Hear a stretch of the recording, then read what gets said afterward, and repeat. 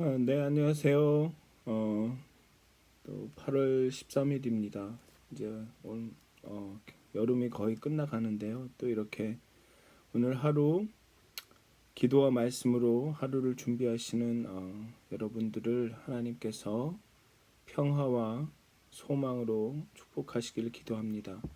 우리 사도신경 하심으로 새벽 예배를 시작하도록 하겠습니다.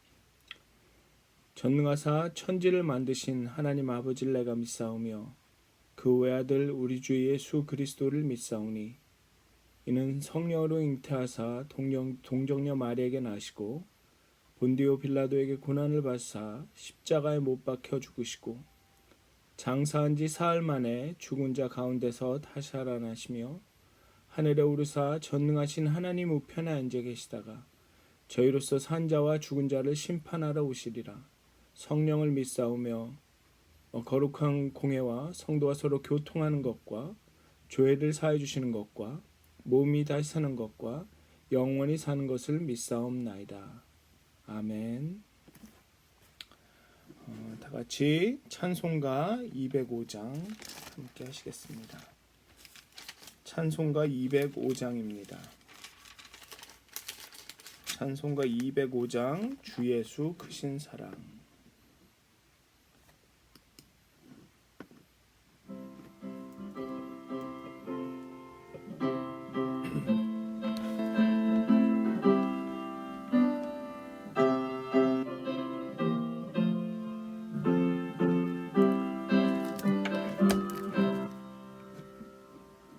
주 예수 크신 사랑을 말해 주시오.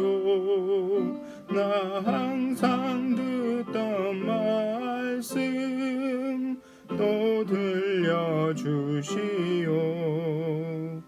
저배지 않는 천국 주 예수 계신 곳 나 밝히 알아듣게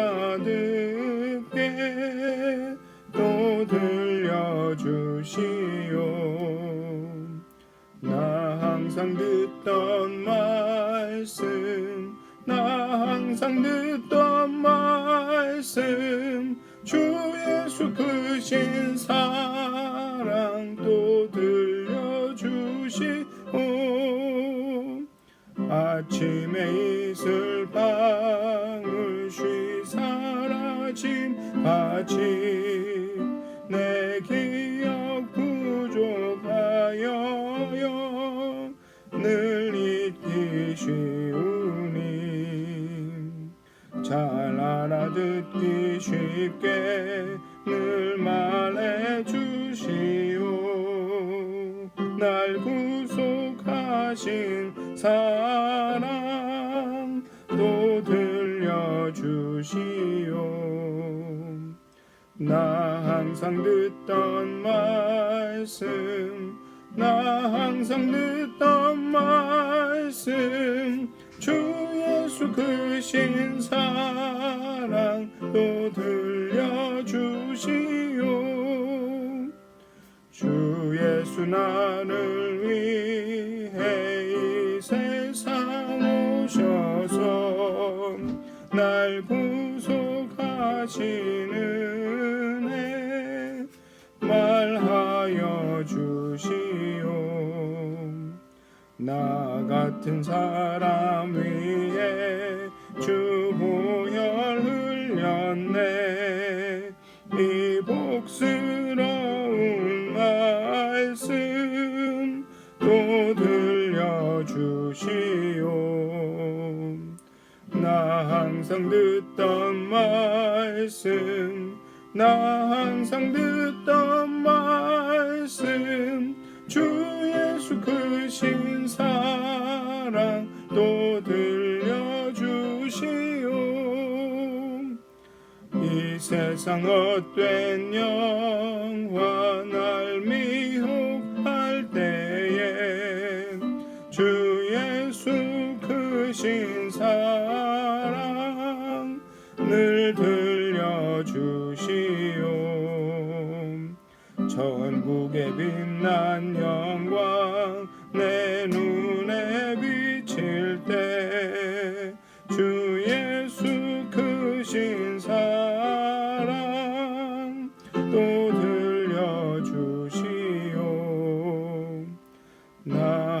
항상 듣던 말씀, 나 항상 듣던 말씀, 주 예수 크신 사랑 또 들려주시오.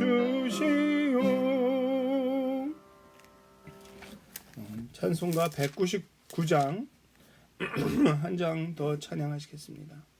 찬송가 199장입니다. 찬송가 199장입니다.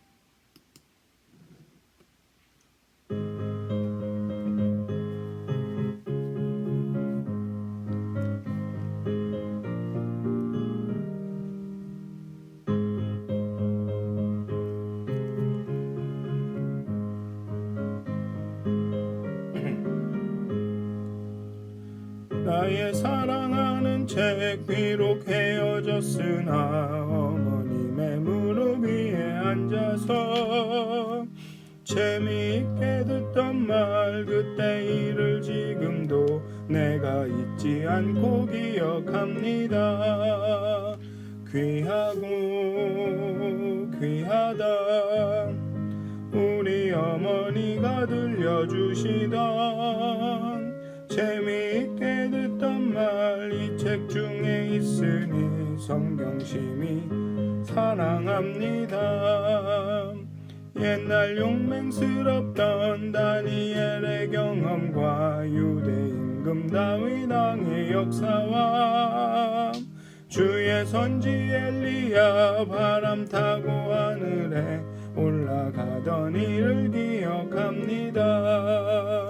귀하고 귀하다 우리 어머니가 들려주시던 재미있게 듣던 말 이 책 중에 있으니 이 성경심이 사랑합니다. 예수 세상 계실 때 많은 고난 당하고 십자가에 달려 죽임 당한 일 어머니가 읽으며 눈물 많이 흘린 것 지금까지 내가 기억합니다. 귀하고 귀하다 우리 어머니가 들려주시던 재미있게 듣던 말 이 책 중에 있으니 이 성경심이 사랑합니다. 그때 일은 지나고 나의 눈에 환하오 어머니의 말씀 기억하면서 나도 시시때때로 성경 말씀 읽으며 주의 뜻을 따라 살려 합니다. 귀하고 귀하다 우리 어머니가 들려주시던 재미있게 듣던 말 이 책 중에 있으니 이 성경심이 사랑합니다. 다 같이 기도하시겠습니다. 하나님, 오늘 이 하루도 하나님의 말씀으로 시작합니다. 정말 그 말씀을 향한 그 사랑을, 그 말씀을 향한 열정을 우리 마음 가운데, 그 열심을 우리 마음 가운데 주셔서 오늘 하루 하나님의 말씀을 묵상하면서 또 하나님이 우리의 삶 속에서 우리가 우리 주변에 일어나는 그 모든 일 가운데 또 어떠한 말씀을 하고 계시는가 귀 기울이면서 오늘 하루를 살아가도록 하나님이여 우리의 영혼을 깨워주시고 우리의 눈을 열어주시고 우리의 마음을 부드럽게 해 주시옵소서. 감사합니다. 예수님의 이름으로 기도하였습니다. 아멘. 오늘 함께 나누실 말씀은 시편 119편 113절에서 128절까지의 말씀입니다. 113절에서 128절의 말씀입니다. 내가 두 마음 품는 자들을 미워하고 주의 법을 사랑하나이다. 주는 나의 은신처요 방패시라. 내가 주의 말씀을 바라나이다. 너희 행악자들이여 나를 떠날지어다. 나는 내 하나님의 계명들을 지키리로다. 주의 말씀대로 나를 붙들어 살게 하시고 내 소망이 부끄럽지 않게 하소서. 나를 붙드소서. 그리하시면 내가 구원을 얻고 주의 율례들에 항상 주의하리다. 주의 율례들에서 떠나는 자는 주께서 다 멸시하셨으니 그들의 속임수는 허무함이니이다. 주께서 세상의 모든 악인들을 찌꺼기같이 버리시니 그러므로 내가 주의 증거들을 사랑하나이다. 내가 육체가 주를 두려워함으로 떨며 내가 또 주의 심판을 두려워하나이다. 내가 정의와 공의를 행하였사오니 나를 박해하는 자들에게 나를 넘기지 마옵소서. 주의 종을 보증하사 복을 얻게 하시고 교만한 자들이 나를 박해하지 못하게 하소서. 내 눈이 주의 구원과 주의 의로운 말씀을 사모하기에 피곤하나이다. 주의 인자심대로 주의 종에게 행하사 내게 주의 율례들을 가르치소서. 나는 주의 종이오니 나를 깨닫게 하사 주의 증거들을 알게 하소서. 그들이 주의 법을 폐하였사오니 지금은 여호와께서 일하실 때니이다. 그러므로 내가 주의 계명들을 곧 순금보다 더 사랑하니이다. 그러므로 내가 범사의 모든 주의 법도들을 바르게 여기고 모든 거짓 행위를 미워하나이다. 아멘. 오늘 시편의 이 말씀을 읽으면서 가장 눈에 띄는 것은 저자는 계속 반복하면서 내가 주의 법을 사랑합니다. 내가 주의 법을 너무 사랑합니다. 금보다 순금보다 사랑합니다. 라고 이야기합니다. 그렇지만 거기에는 언제나 자신과는 주의 법을 사랑하는 자신과는 다른 사람들이 있습니다.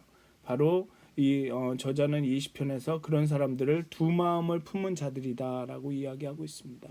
저자는 두 마음을 품은 자들과 하나님의 말씀을 사랑하는 자들, 즉 자신을 대조하며 자신은 두 마음을 품지 않고 열심으로 일심으로 하나님의 말씀을 지키겠다고 다짐합니다.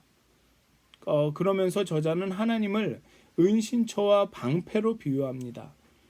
갑자기 방패라는 비유가 나와서 좀 의아해할 수도 있는데 방패를 언급한 걸로 봐서는 저자는 전쟁을 염두에 두고 있는 것 같습니다. 전쟁에서 무기와 칼과 창을 막는 도구로 방패를 생각하고 있는 것 같습니다.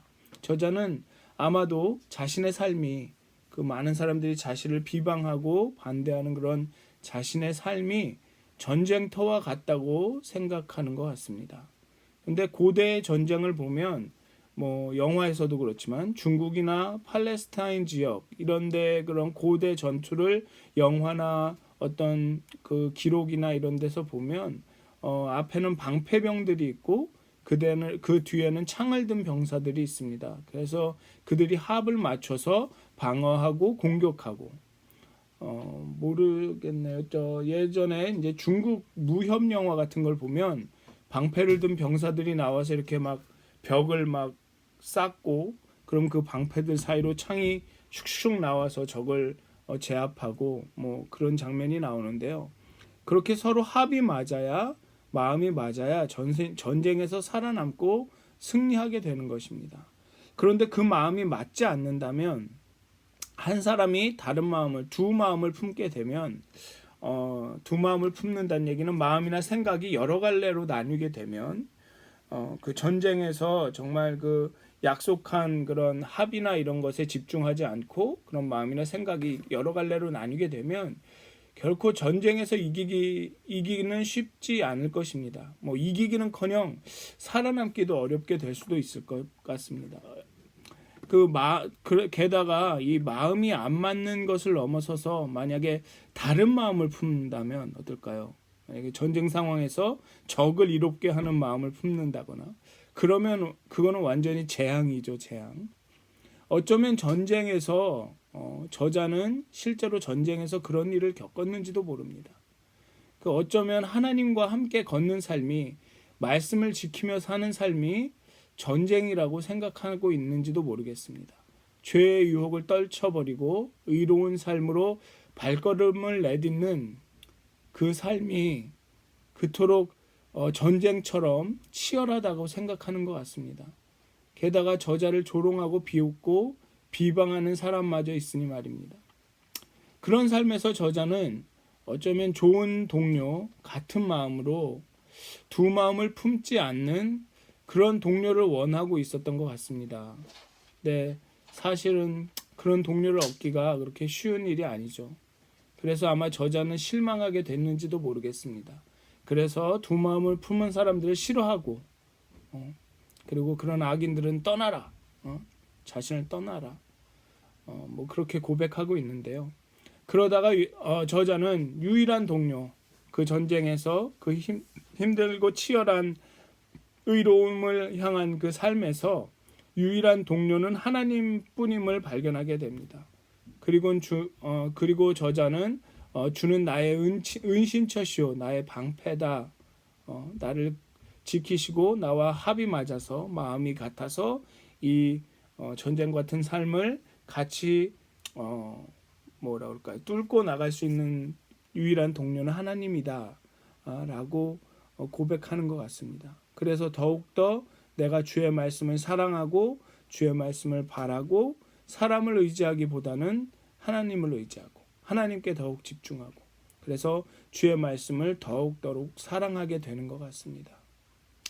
왜냐하면 하나님께서 주의 법을 가볍게 여기고 떠난 자들을 하나님도 멸시하시고 또 찌꺼기같이 여겨 버리실 것임을 알고 있기 때문입니다.